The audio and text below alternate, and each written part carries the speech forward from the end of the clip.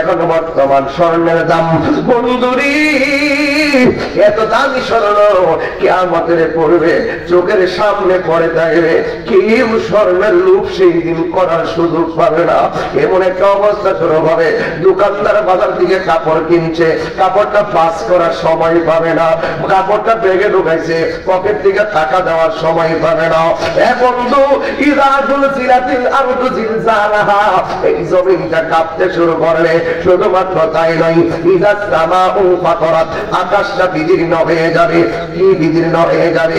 আকাশটা বিদীর্ণ হয়ে যাবে। ওয়া আখতাল তখন এই জমিনের মধ্যে আকাশের মধ্যে যত নক্ষত্র ছিল সব খুলে খুলে পড়বে। আপনারা জবান খুললে এখন আসমান কি একটা না সাতটা? আল্লাযী খালাকা সাবআ সামাওয়াতিন তিবাকা, আল্লাহ রাব্বুল আলামিন বলেন আমি আল্লাহ হলাম তিনি যিনি আসমানটারে সাতটা করে বানাইছে। একটা ওয়াজ আমি গবেষণায় নিয়ে আসলাম। প্রথম আসমানটার নাম হলো রকিয়া, এই আসমানটা দুধের চেয়ে অনেক সাদা। দ্বিতীয় আসমানের নাম হলো ফাইদুম, এটা আমার আল্লাহ লোহা দিয়া বানাইছে। তৃতীয় আসমানের নাম হলো মালাকুত, এটা আমার আল্লাহ তামা দিয়া বানাইছে। চতুর্থ আসমানের নাম হলো জাহিরা, এটা আমার আল্লাহ সাদা রূপা দিয়া বানাইছে। পঞ্চম আসমানটা হলো মুজাইনা, এটা আমার আল্লাহ লোহিত স্বর্ণ দিয়া বানাইছে। ষষ্ঠ আসমানের নাম হলো খলিসা, এটা আমার আল্লাহ আলোকিত মুক্তা দ্বারা বানাইছে। সপ্তম আসমানের নাম হলো লাবিয়া, এটা আমার আল্লাহ লাল ইয়াকুত দিয়া বানাইছে। ওই সপ্তম আকাশের ভিতরে এই মেরাজের চাঁদে আমার নবী গেছে, ওখানে একটা মসজিদ আছে, ওই মসজিদের নাম হলো বাইতুল মামুর। জোরে জোরে কি সুবহানাল্লাহ বলা যাবে না?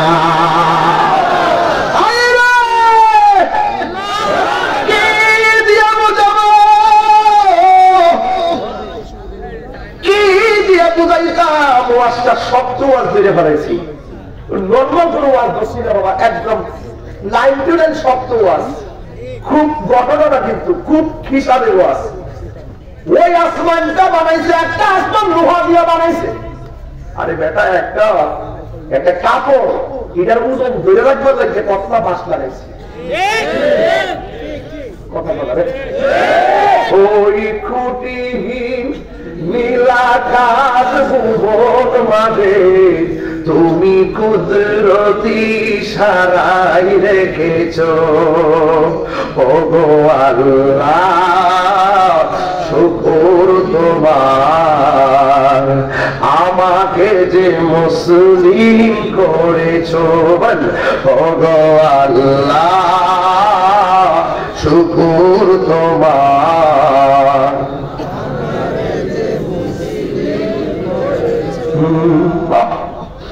লোহার আসমান, স্বর্ণের আসমান, তামার আসমান, এত ভারী একটা আসমান আমার মালিকে বানাইছে। একটা খুঁটির ব্যবহার করে জমিনের উপরে, আসমানটার নিচে বান্দা চলবে, কিন্তু আমার আল্লাহ খুঁটির ব্যবহার করে নাই। আল্লাহ বলে আমি আল্লাহ বান্দারে সুন্দর করে চলাইবার জন্য এই ব্যবস্থা রাখছি। খুঁটি হলে চলতে অসুবিধা হবে, আমি আল্লাহ কোন এখন বলে সব বানায়া রাখছি। এত সুন্দর জমিন, এত সুন্দর আল্লাহর পছন্দের বান্দা, এত সুন্দর আসমান, সব শেষ হয়ে যাবে। চিৎকার মারাকে আল্লাহু আকবার বলা যাবে না।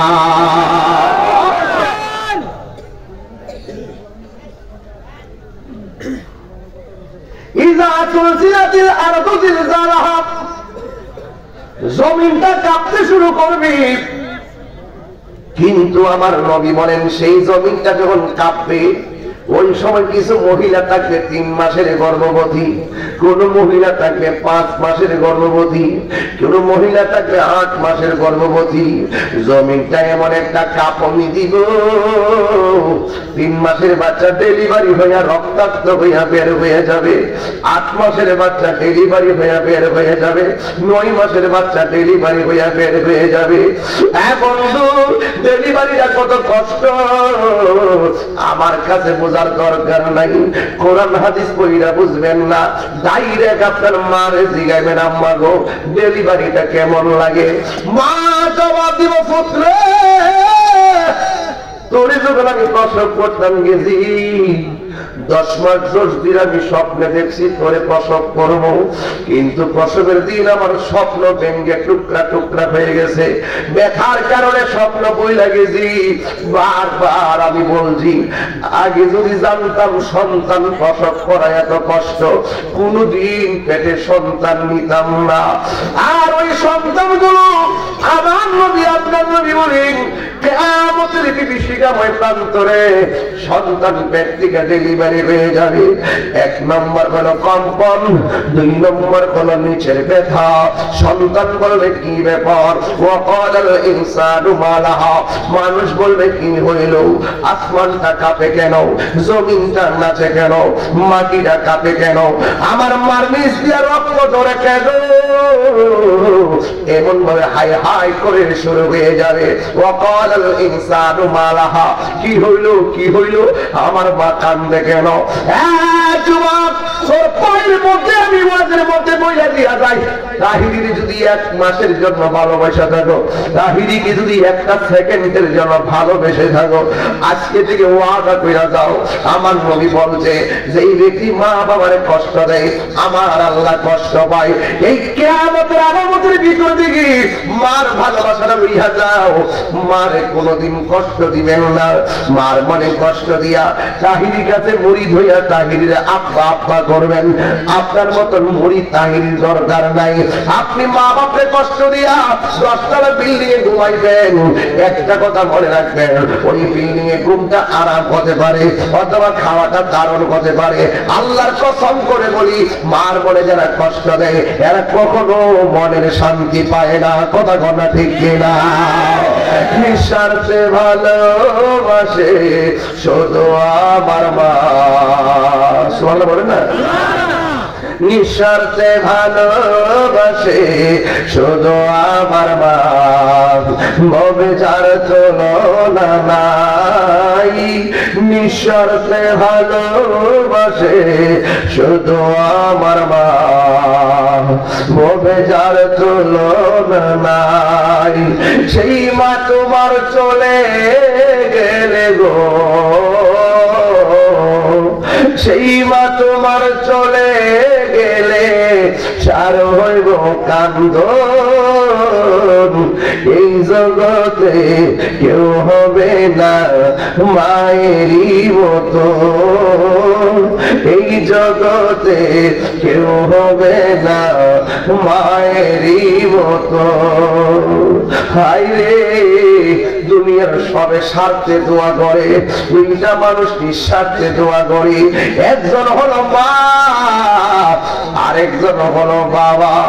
এই জন্য শুনতেছেন ঘটনা ভালো কথা, কিন্তু বাড়িতে মারে যায় ধমক দিবেন না, যে পিসাব করব মা বাবার খেদমত লাগবে না, এরা পিসাব না, এটা হলো পেশাব আর বেঈমান। কথা কোন ঠিক কিনা?